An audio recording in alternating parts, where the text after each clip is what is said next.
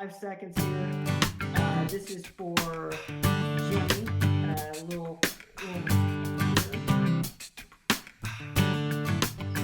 What's up, everybody? Welcome to another episode of Outside the Box Stories.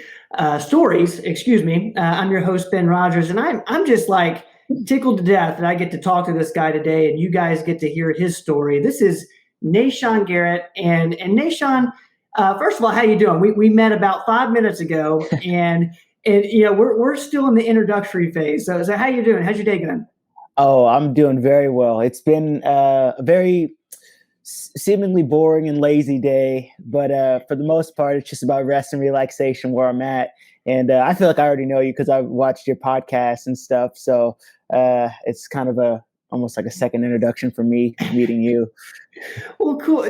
Well, first of all, you said you're resting, you're getting ready, and I think that's a perfect place to start. Why don't you talk to me and talk to everyone else about what you're up to right now? Like, what are you doing? Yeah, so I am currently a day away, one night, one sleep away from competing at my second Olympic trials here in Fort Worth, Texas. And so that is what I've been training for the last 4 years, 4.5, a little bit more because it was supposed to be last year, but it got canceled. It's supposed to be 2020 Olympics, but now we're 2021. And everything has been kind of leading up to this great moment where they'll choose 6 representatives for the wrestling team. I wrestle for the 65 kilo weight class, and it's been a journey so far, and I'm happy and stoked to be here. So what is that like? What is an Olympic trial? Did you say this is your second or first Olympic trials? This is my second Olympic trials. Okay. So take me back 4 to 5 years ago versus now. Like, is there a difference? Are you feeling the same feelings? Are you feeling different because you've been through it before? I'm super fascinated that, second trials, what's going in your head now versus 4 or 5 years ago? Yeah, so 4 or 5 years ago, I was just getting over winning not getting over, but just coming off the high of winning my first national title for Cornell University. I was a 4-time All-American and a D1 national champ in 2016. And, a couple months later after the trials, actually, I graduated. And so I knew I was going to be going into the Olympic sphere and senior level wrestling, but again, something that many people don't recognize and know is that winning a national title is really the pinnacle of wrestling here in the United States. Whereas, making an Olympic team or winning a world championship or a world title, it's obviously huge and it's big for our country. But in the eyes of Americans and the eyes of college, winning a national title is what you want to do. And it's very difficult.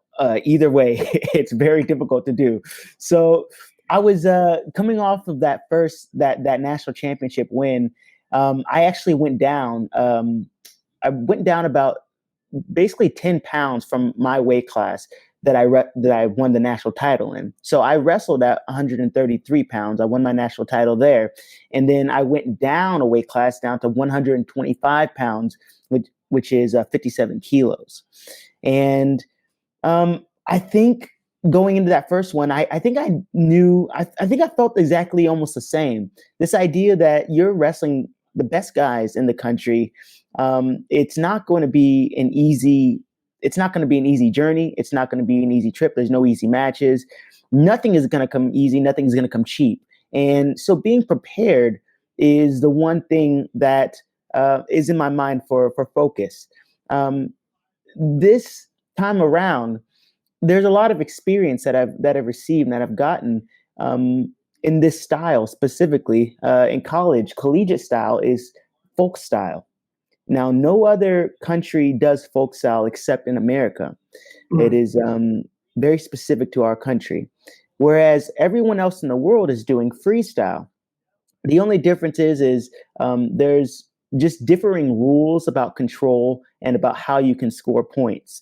And so learning those rules and understanding the strategy and the mentality behind this specific game with these rules, that took a second for me to get. In folk style wrestling, you have the person who gets rewarded is the one who has the best conditioning and who is doing more, who is doing more. It's the active person, and that's kind of the American mentality. Go, go, go, attack, create action, create flurries, make excitement happen. And fortunately for me, it really worked for me as far as adapting to that kind of mentality, because I started wrestling very late on in my life, whereas you have national champs and All-Americans starting out wrestling when they're 5 and 6 years old. I was 13 years old when I started wrestling, and so I was a little bit behind. So all I had was make sure you're in good condition and make sure you can keep on going. And as far as to counterbalance the lack of technique that I had from not having been there for so long. So that being said, this style, freestyle, is so much more specific. It's a chess match. It's not checkers where you can do a million things and nothing matters. Like, it's very specific. It's a positional game, and everyone else in the world knows that. They don't care if they win 1-0. When Americans look at that, oh, that's so boring. Oh, this is so dumb to watch. They're thinking, hey, we just want to win. For us, it's a game. In America, this is a game for us. For them, it's their life. This is going to get them out of the ghetto. This is going to get them some publicity. This is going to get them nice housing and cars and clothes. And this is going to help their lives out. Whereas for us, it's a hobby. It's a game. Yes, we're getting paid to do it. And yes, it is a great profession for us. But at any point in time, we can pull out and we can go work somewhere else. So for us, we want the excitement and the entertainment. For them, it's like, we just want to win. It doesn't matter how we win, we just get our hand raised. And so making that adjustment to this kind of wild wrestling, to this more conservative pick and choose your spots, chess match, cat and mouse game, that is what I understand now as that's the game. That's the tactic. Man, there's so much I want to get into just based on what you just said for the last couple of minutes. And, for one, why, in college athletics in the US, why would they have you guys play a style that, isn't conducive to the next level? So, if you're playing and you're obviously training your whole life to play, college sports, like a lot of Americans, your goal is to play a college sport. So you're training a certain way. Why wouldn't they just play the same type of style that you can move forward with? Is there a different league or something within the wrestling world that practices the college system? Or I just don't understand. Yeah, I think you're asking the question that everyone else is asking. We're like, hey, why are we doing a completely different style than these guys who are in the world are? And you kind of wonder, man, if we're not winning world championships, if we're not winning the Olympic championships, you kind of wonder if it's the style that's actually setting us back, because we get so honed in on this specific style where the rules are completely different. Yes, it's wrestling, but it's the tactic is different. The mentality is different. For example, I'll give you just one very clear example. In folk style wrestling, we still have the same center, we still have the same outline, but if you step out in folk style wrestling, you don't get punished for it. There's no reward for the other guy for making you recede your position and giving up your position. Whereas in freestyle, the one that everyone else is wrestling, you step out, that's a point for the other guy. And so now it forces you to say, wait, I can't just step out of bounds and give up my position here. No, I have to wrestle into the guy and make something happen. And so that's just something that's very clear. And it's actually something that's come up even in our last national championships, where people are like, hey, is it about time for college wrestling to put in a step out rule? And even that step out rule would get us even just that much closer, because now you're thinking, I can't just back up. I have to engage. I have to hold position, and it changes everything. Yeah, you almost don't have that plan C, and that's what I've played a ton of tennis and which is a super international sport, just like wrestling seems like it is. And that mentality of all or nothing for non-Americans is so real. And can you just Mm. speak a little bit to that in the sense that yes, American wrestlers probably have lots of backup plans, and where the people you're competing against, this is plan A through D. And what's talk to me about competing against that, because I've experienced it, and I'm just fascinated on how you can get past it. Yeah, you're absolutely right. The way that I kind of understood it, so I've competed a few times overseas. I've been out to Cuba before. I've been to Ukraine. I've been to Jerusalem. I've been to Turkey, and in all of these places, particularly Cuba, is kind of coming up in my mind. Um, I was very aware. You're very aware of this heightened sense of, wait a second, I'm in a country. First of all, I'm in a completely different country. Americans think we just think it's all about us. Like we're the pinnacle of existence. Our human, we are more human than they are. I'm obviously being a little bit facetious, but the point is that it becomes all about us. We can be self-centered sometimes as Americans. You go over somewhere else and you see, wow, man, they're having a hard time putting food on their plate, or in Cuba, they all get paid the same amount. Doesn't matter if you're a doctor or a waitress or something else.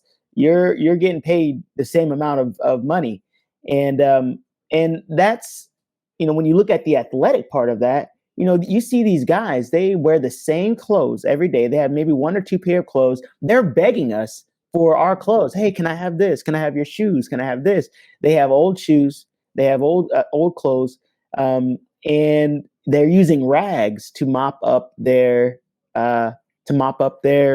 wrestling room. Their Olympic building plaza, windows are broken out. There's birds flying in. It's really, really wild. Their weight system, they don't have nice, beautiful weights. They have really kind of run of the mill plates, dips, pull ups, very, very basic stuff. And so they're like, we're not trying to dominate and make and put on a show. They're like, we want to get up out of this ghetto. We want to get as much money as we possibly can. We don't even want to be here. They want to come over here to America. So the more notoriety and legacy that they have, the better they are, the more they win. Doesn't matter how you win. The more they do win, the better off they're going to be. It's a different kind of hunger. It's a different type of hunger. They're hungry. Exactly. It's a wild thing, and I'm fascinated with how someone like you, someone like myself, competes against that, and it goes back to the preparation, which is what you've been talking about. But I want to go back to you said you started around 13, so you started late for I'm assuming in the wrestling community. Tell me a little bit about that. How'd you get into this? Like you've reached the peak level, and you've dominated in every level that you've been at, being an NCAA champion. What got you into it? Did you just have a knack for it, or did you shift over from another sport? Yeah, so I was actually really quite sheltered growing up and was not allowed to play any sports, whether it be the case that we just were so busy with our own like kind of churchy stuff that we did, or if it was the case that we just didn't have the money. I actually don't know what was going on in my mom's mind at the time. I think that more of it was financial than it was anything else. I actually grew up with a twin too, so you got to double down on everything. If I'm doing something, he's got to do it too. And so that's something that, as a young person, you don't really take into consideration, except, the fact that we're both getting it or we're not getting it at all. And so I guess when you're so used to that, it's like, oh, we're not getting it. Or we are, I don't know. And what I actually had a friend of mine, I was actually I was about 70 pounds, 75 pounds soaking wet as an eighth grader, and just a tiny fallopian tube of a thing. And when I was a freshman in high school, I was about 84 pounds. So the weight class, the lowest weight class was 103. So I'm 20 pounds under the normal weight class, and or the lowest weight class. And I think there were so many things in my life that I did not have control over or control in. And wrestling seemed to be something that I felt it wasn't the case that these people are better than me because genetically they're better. They have a more better mentality than I have.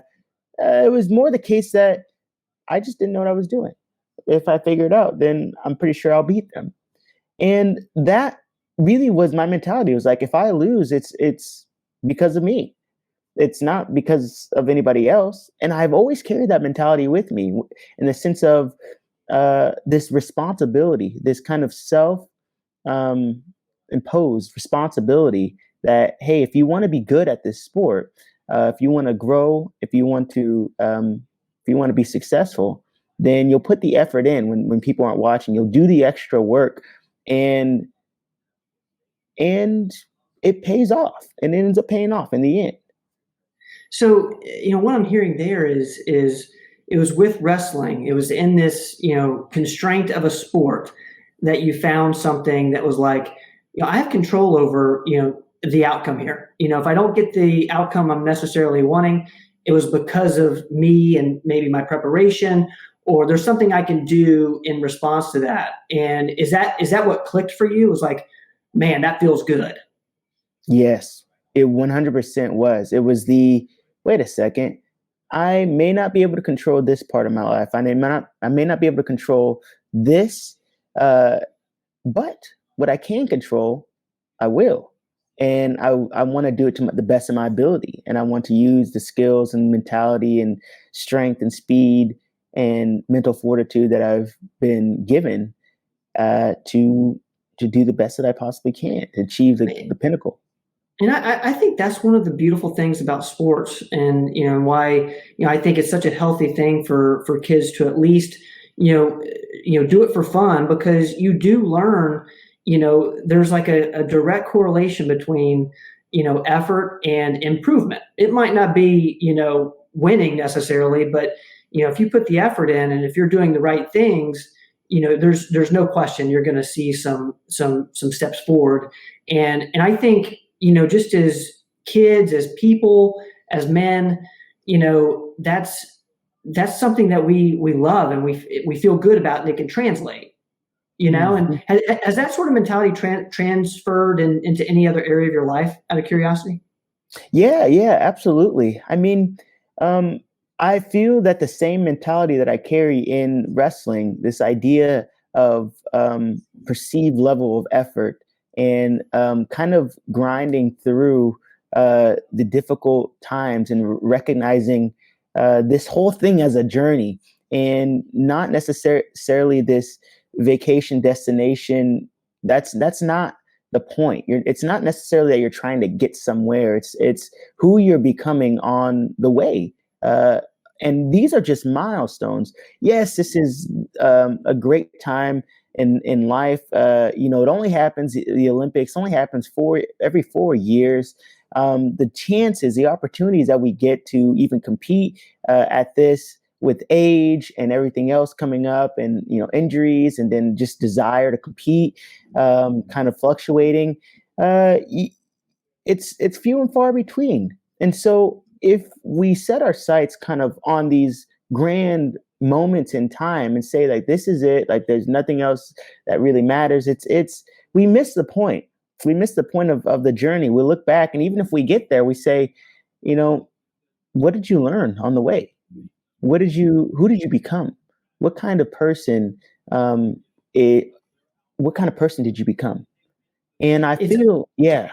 No, go, keep running with that, because I really there's so many correlations, especially, in regards to your health, and like, there's just a lot of things that I think our audience can take from that. So keep going. I'm sorry. Yo, yeah, not a problem. Yeah, and I think, you think about the tough things, like even getting a regular job. You think about the tough things like being in a marriage, and how something hard happens in marriage, something hard happens in life, and what do we do? How do you respond? There's a kind of a little teaching that I do with the kids, and I talk about how in wrestling there's this kind of action, there's a reaction, and then there's a response. And with regards to the action, something will happen. Something is done. Let's say within the wrestling, someone takes a shot at you, and or someone fakes at you, and they're trying to get you to react, right? And then there is the opposite of reaction, which I think in my mind and how I would define it is there's a response. So our reaction is what we do naturally. It's a jolt. It's the natural feeling that we have when something happens that we were not expecting, or when we were not necessarily prepared for. And even in our preparation, we could have been prepared for it, but it happens in a moment that we don't expect. It happens in a moment when we didn't see coming, or we were focused on something else, and then this thing blindsides us, and now we're reacting to something. That means we're behind. We're a step behind. When we would like to be, and what's comfortable for us is being a step ahead, or at least being level-headed. And now then you have your reaction, and then you have your response to life, right?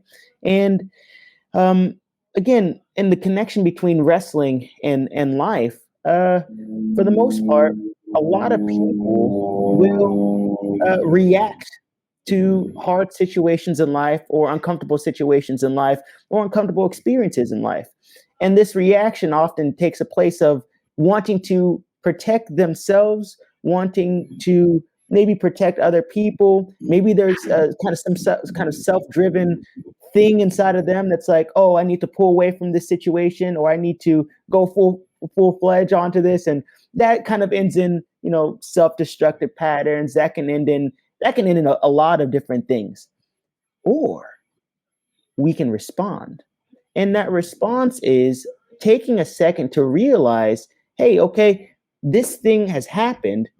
How am I mentally, physically, spiritually going to, how am I going to overcome this situation? How am I going to counterbalance what has happened?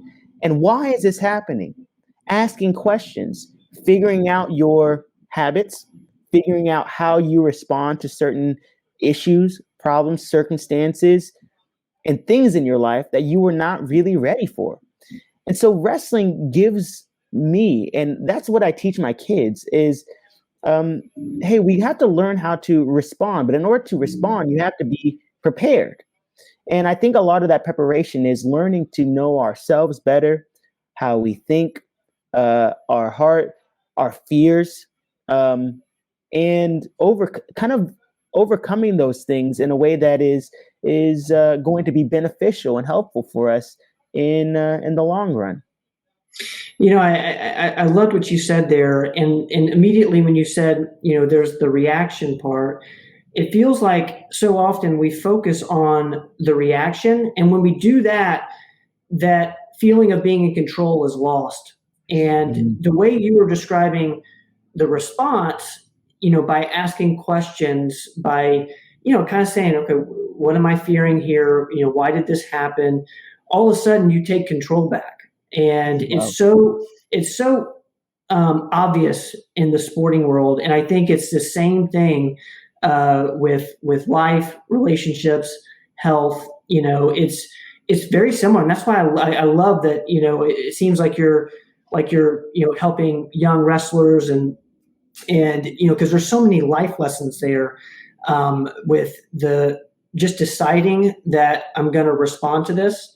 And I might not have had control as to what happened. Maybe my opponent had a good move and I just wasn't ready for it, but how am I going to respond to that next time? You Mm, always kind of jump back into being in the driver's seat. mm. Does that make sense to you? Where like you go 100%. from, you might not have expected your opponent to make that move, but you took that in, and then you're like, how am I going to respond to that next time? I'm all of a sudden you're back in control, and I just, for me, it's an amazing way to live life. It's an amazing way Mm, to compete, and sports like wrestling, sports like tennis, all sports, really can teach you how to actually exercise that muscle. mm. Was that wisdom something you've had forever, or is that something that you've learned, maybe even from, high school to college? Tell me a little bit about that. Is that something you've always had? I think it is something that's I think it's been there internally, but it has matured over the years. There have been many times where I have uh, not responded, but have just reacted to a situation that didn't go my way especially within the wrestling world. There's wins, there's losses, and even the one thing I'm thinking that's clear in my mind right now is, for example, coaching my kids. Um, there are some of my kids, even my best guys, who when they wrestle, they get emotionally flustered. They get emotionally and mentally flustered, even if they're winning. But if something goes wrong, if something doesn't happen the way they act, they're looking at the ref. They're saying, "Look," and I say to them, "Hey, man, you're allowing a situation that you maybe don't have as much control over. You're allowing that get to your head, and you need to learn how to just make adjustments." You don't see people at this high level getting emotional, like allowing their emotions to take over them. And I feel that sports in general, at least that they've taught me with wrestling, it's taught me how to control my emotions in a way that it will be beneficial not only for myself but for the people who are watching.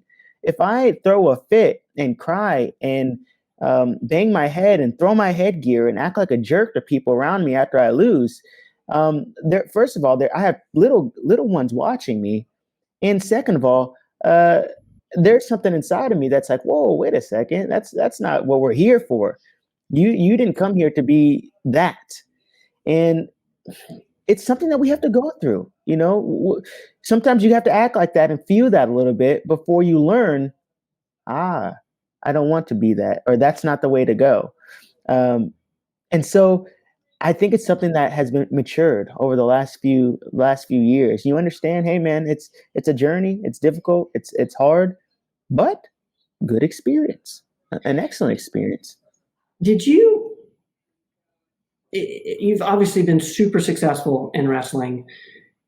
Were you always were you winning nonstop between the age of 13 and when you won the NCAA championship, or did you go through these periods where maybe emotions took over and you had to learn that lesson then, or did that happen once you hit this different level, NCAA champion heading into the Olympics, the Olympic trials? Is that when you got knocked down, or had you been knocked down before? Like what's that journey been like? Oh man, I would love to say that it was an easy road, but I'm glad that it wasn't.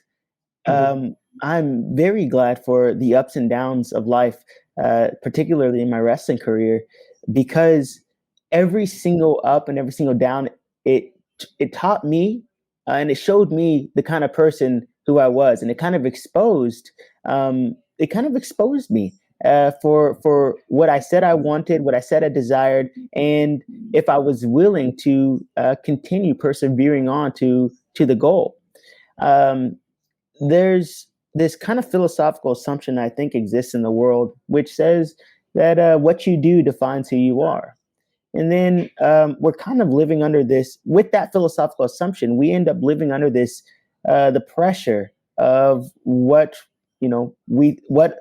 we think other people want us to be, or just this, there's like this pressure of hey, I have to do this. And if I don't accomplish this, then I may not be as valuable. I may not have as much worth. I may not have as much value to my parents, to my friends, to myself, to the world, to society. And I I figured out that I don't necessarily know if I believe that is true. I don't necessarily believe that it's what we do that defines who we are, because then you're only as good as what you've ever done. And if I lose, then I'm a loser. If I win, then I'm a winner. And that's why I have these little kids who they lose and they think that moment is a defining moment for them, because their parents, the world, society is telling them that you're only as good as what you've last done. And so they're like groveling for like, hey, I just give me some voice that tells me that I'm not this, that I'm not a loser, that I'm not the byproduct of this loss, that I wasn't able to do it. I wasn't able to accomplish the win, but I'm not a loser. And and so what I learned through my ups and downs, and I've had many. I've had great ups. I've had followed by great downs. I mean, even just looking at my college career, freshman year, I took third at the national championships, and I beat a two-time national champion, three-time national finalist to be an All-American. All-American my first year. My sophomore year, I took second. This, in my mind, seems like, okay, well, in the third year, you should probably win it. I ended up taking fifth my junior year, fifth. And that to me blew up everything that I thought was reasonable. It's going this way. It's not supposed to. This isn't supposed to happen that way. It's not supposed to happen that way. And when that kind of whole thing blew up, that's kind of when I realized, I see. Okay, I allowed my identity to be so caught up in this moment of win or loss, and it messed me up. It's depressing. It's sad. It's very painful. Well, and it becomes emotional at that point, because you're tied. Your identity and how you think about yourself is tied to a result that you ultimately don't have a lot of control over. And then how are you supposed to compete at that high of a level, being with that much on you? When you have that much pressure, like, my identity as a wrestler is dependent on, winning the NCAA championship, because the last couple of years I've gotten third and second. Like it's too much. You can't be your best at that point. And which kind of goes back to what you said with, you have control over your response. And, we have these 3 to 4 things that are happening with, all throughout life and different situations.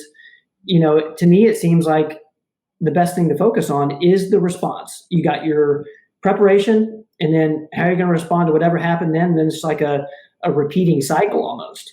Mm-hmm. Yes, I completely agree. And for the most part, I think you get to a level where you're like, lights come on, and you realize, and I think that thankfully I've gotten to that point in my career where I'm like, hey, even the last week or so, I'm like, wait a second, I feel a lot of peace, I feel a lot of calm. I'm like, hey, I'm ready to go.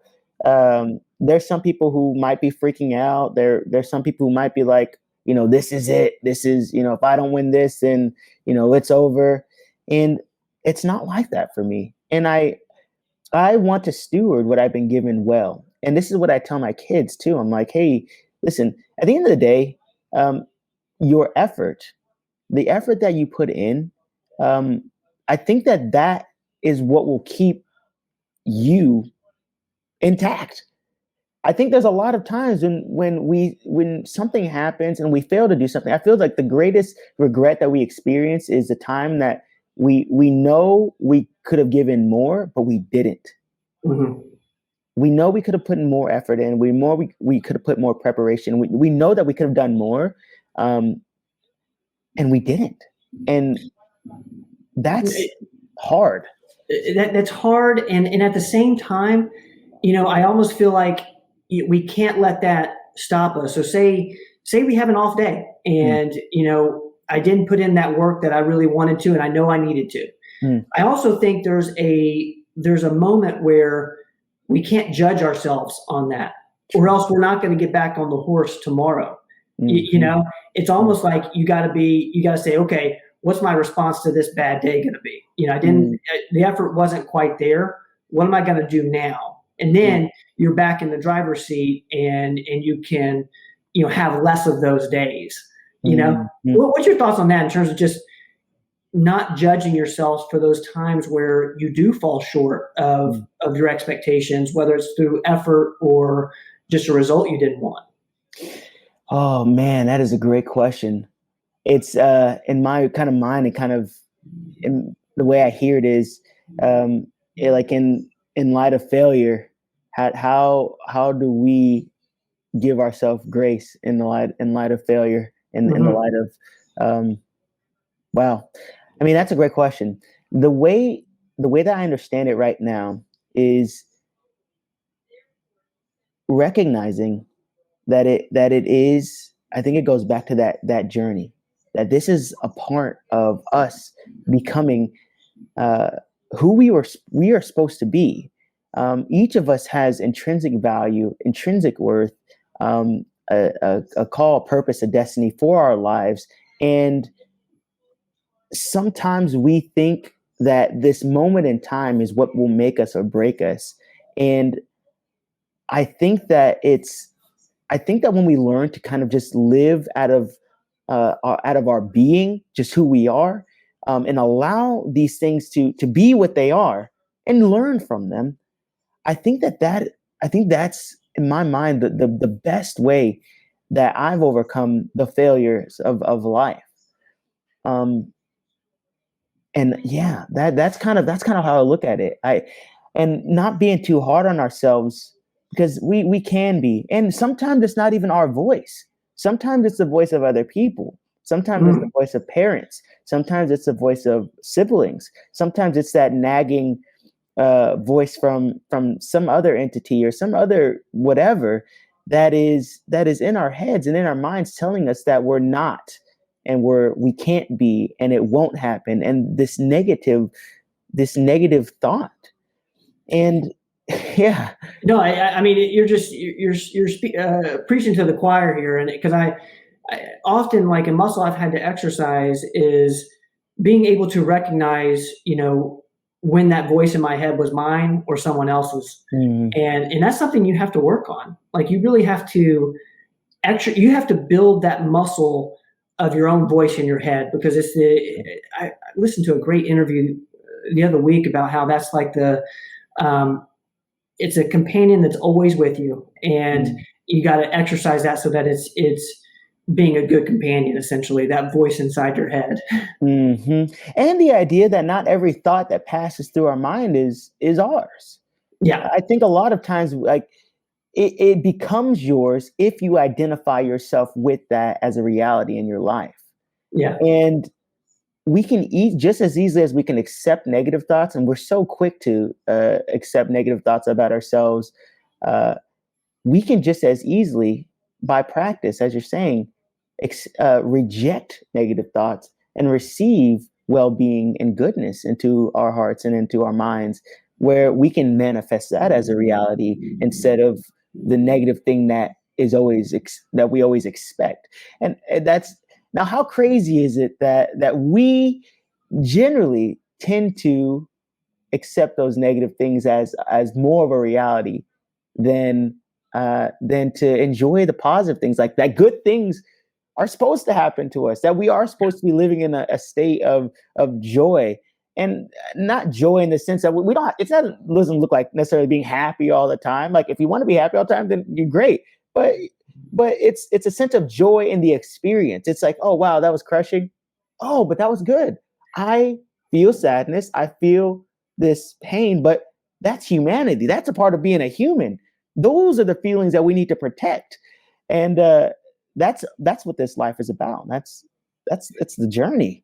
Yeah, and just knowing that you have control over that, like I think a lot of times when those negative thoughts creep in, we feel like there's nothing we can do about it. Mm-hmm. And, what I'm hearing from you is you can replace them. You don't have to have those negative thoughts, and you can turn, lots of different things into positives. And in fact, you should, because, that mind space you have is a lot of within our control, and there's so many similarities between life and being an athlete, and one of the things our listeners here at Outside the Box, we preach that you're always an athlete. You always should strive to be an athlete, whether we're competing on the weekends or like you heading into the Olympic trials tomorrow. So talk to us. Let's change lanes a little bit and talk to us a little bit about what you're doing training wise. Like what's your day like? I mean, I don't get an opportunity to talk to an Olympian like you. So tell me what your day's like. Yeah, so it's a relatively relaxed day. And just to kind of give you a little bit of background, when I initially graduated from college, I did move out from New York to Arizona. I lived in Tempe, Arizona for about 3 years, and I trained out there under Zeke Jones, who was the men's freestyle coach and he was on the head coach for the USA, for Team USA, and then he went back to his alma mater to take over the ASU program. Under his direction and under Art Martori, I learned very much, and I actually made a world team in 2018. Made my first world team out there, and that it's interesting when you're under an actual program with people. When you're affiliated, they have these things called regional training centers, which are RTCs, and it's essentially a way for college teams to not necessarily sponsor, but like to kind of back athletes, high level or elite athletes, and have them surrounded by and invested into their program, while also giving as much as they can to the elite athlete. The college program? Yes. Okay. And so sometimes they work out with the team, sometimes they work out, in times that are different than the team. But there's always like this kind of immersion and this like investment in each other. Hey, he doesn't go to this college, but he's our guy. He's been coached by our guys, and he's a part of our club team that we run out of this facility. And it almost can be like another assistant coach in a way. Like Yes. They're probably using you that way. I'm with you. Exactly. So everyone benefits in that way. And Right. That's why the kids are getting so much better, because of these RTCs. You have these high level guys who are not only not only training, but now you're getting to pick their brains about competition, about their competitive mindset, about how you get to see them training. Think about being a freshman watching, and a guy who could make the Olympics training. You're watching him saying like, oh, that's what it looks like. Oh, that's what I have to do. And you're learning from this guy. And then now all of a sudden, when you get to that point where you're a senior level athlete, you've seen it so many times and you pick that brain so many times that you're already there. You're basically a professional by the time. It's the whole thing. It's the whole thing. And so with that being said, I was in one of these programs for a long period of time, for about, 3.5, 4 years. And it looks like 2 times a day. You work out 2 times a day, whether it's a lift or a wrestle. Generally speaking, Mondays, Tuesdays are 2 times a day. You're on the mat or you're lifting. You're on the mat or you're lifting, or you're on the mat 2 times a day. Maybe it's a technique. Maybe it's alive. Generally, one of those times is going to be a little bit harder. Wednesdays, you usually have either a day off or a relaxation day, a recovery day. Thursday, 2 times. Friday, 2 times. Saturday, maybe 1, and then Saturday and Sunday, depending on what you need, you're off or you're on. And everyone has to do it according to their own needs and according to their own how they feel physically and what they need to do. When I was cutting down to 57 kilos last year in 2019, I actually moved from Arizona to New York, and I was working out 3 times a day, pretty much 5 days a week. It was grueling. It's not fun. A terrible experience. Terrible experience. Not fun at all. And then on top of that, not seeing and experiencing the success that I wish I had wanted to see, which is a bit unfortunate. But after the Olympics got canceled, there was a bit of a dry period. I wasn't really sure if I was going to continue wrestling. I didn't know if I knew I wasn't done, but I knew I wasn't really. I had just been burned out. I gotten so burned out from cutting the weight and doing, and just doing the whole thing that it really takes a toll mentally and physically on a person. And so, can I just ask you about the cutting weight thing, because I know it's a big part of wrestling, and like the toll that takes on you. Like, tell me, like, how hard is that? it's very, very difficult. Yeah. It is. It's mentally exhausting. It's, I mean, obviously physically exhausting. I'm basically in the best shape of my life, but I can't really do anything with it.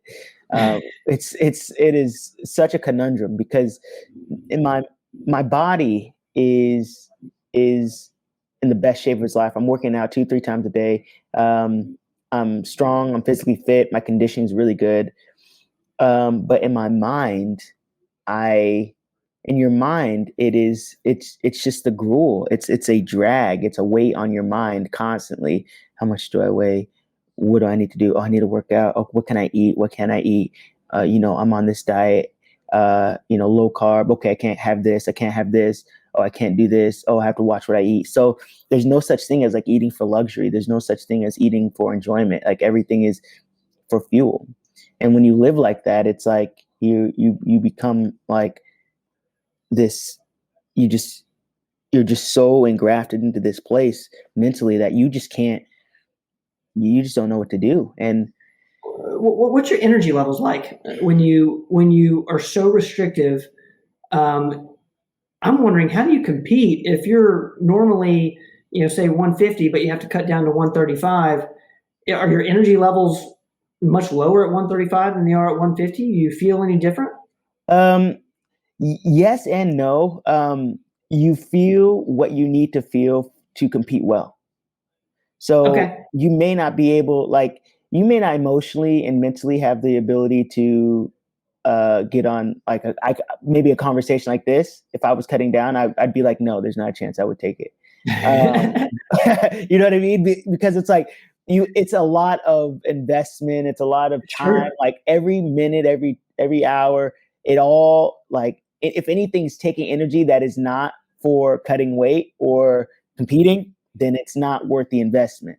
And that's a really, really, that's sad. It's just a really sad place to be. It's so sad. But it's like so true, to compete at the level that you're at, everything has to be so intentional, especially during that period of getting your weight where you need it to be to compete. It's, I admire it and I respect the heck out of it. That is so wild because it drives your whole day.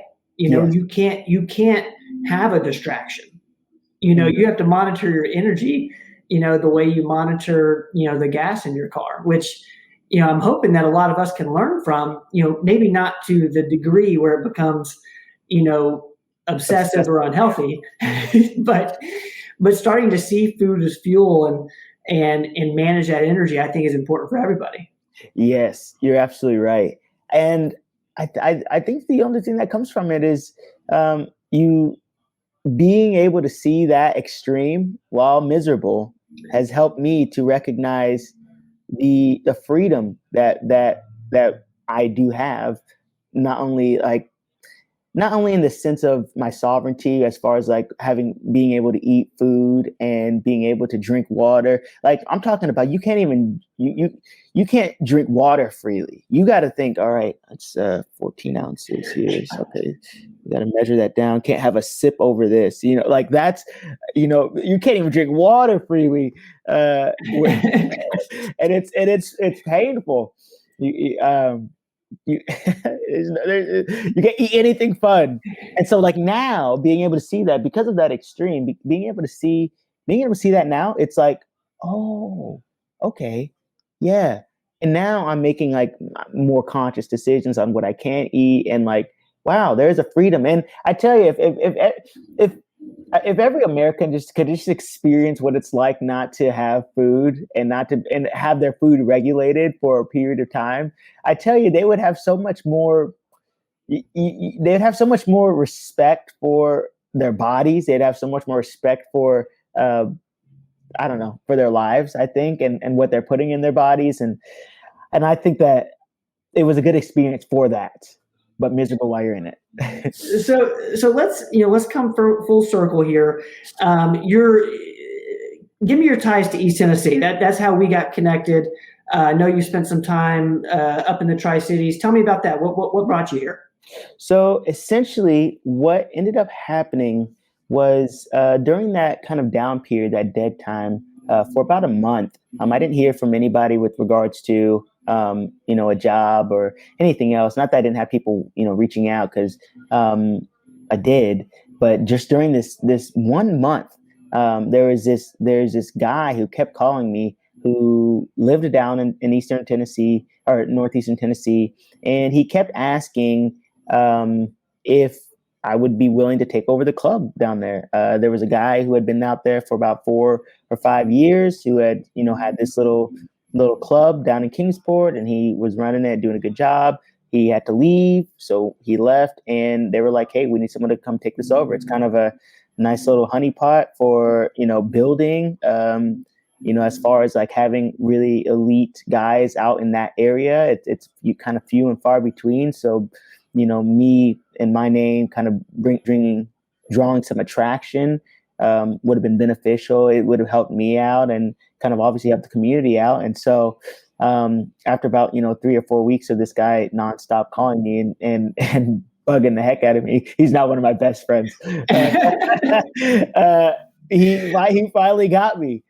And well, can I just say, on behalf of myself and everybody at Performance Medicine, we're so thankful that this guy kept bugging you, because East Tennessee's lucky to have you. So keep going.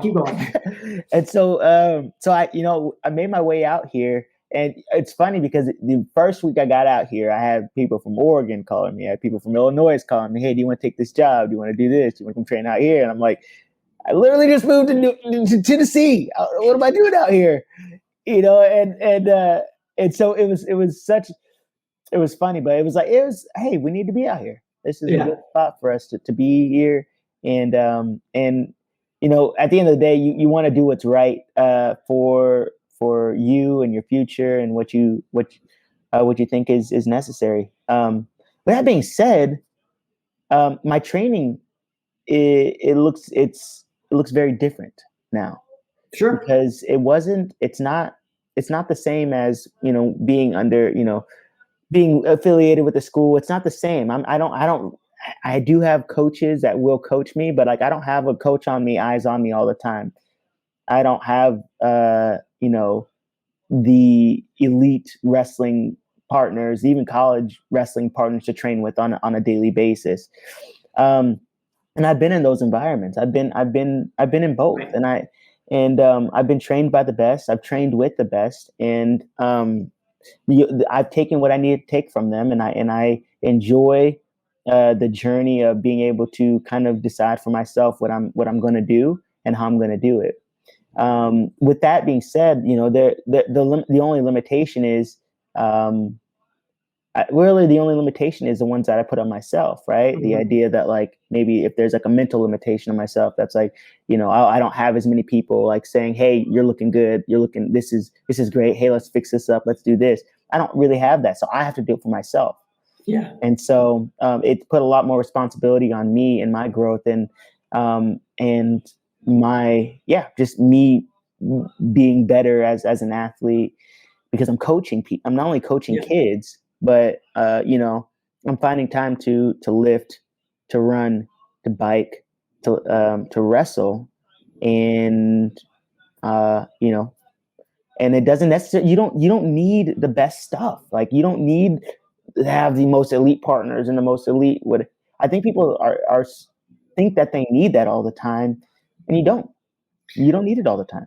No, I completely agree, especially, if you know that you're working on the right things and you're being intentional. I actually think there's a lot of advantages to doing it the way that you're doing it now, and in terms of preparation, because a lot of times when you're in, say those, training centers and you got everything done for you, um, there's less intentionality behind it, less understanding. Now you have to really understand everything about all of these things because you're the one, you're the one actually not only doing it but setting it up as well. Like I really admire that. And man, Nahshon, I want to be respectful of your time because I know you got a busy afternoon. So tell everybody, how can everybody follow you? With what you're doing, this journey you're on is amazing, and one that I want all of our listeners and our audience to, really hop on board and join you on this crazy journey. How can they follow you? How can they, kind of join the crew here? Yeah, absolutely. They there will be, if you can tune on to Peacock TV and NBCSN.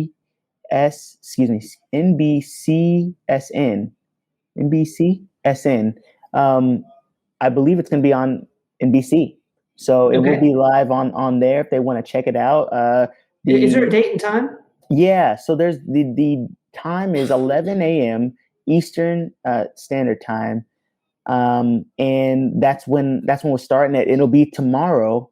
Tomorrow's the second. Say the first. Today is the first, so it's the second. So the time of this recording is April 1st for everybody listening on the podcast. This will be on April 2nd. I'll make sure I get that before this comes out. I'll make sure everybody knows so that they can go follow that. What about your socials? Yeah, and any social media, it would just be at Nahshon Garrett, and yeah, you can follow me on Twitter, on Instagram, and I'll do my best to kind of keep everyone posted up there. If other people aren't retweeting about it, I'll hopefully be in the mix, and we'll be up there. Now, is this a 1-day thing? So is everything happening on April 2nd, or is this going to be over the course of a couple of days? So everything. Well, the prelims are going to be happening on April 2nd, tomorrow, and those will run pretty much all day, and I'll probably have 3 matches. Three matches. And if I win all 3 matches, then the finals, which are best 2 out of 3, will happen on the 3rd, on April 3rd, and that will probably be later on in the night, maybe late afternoon, probably.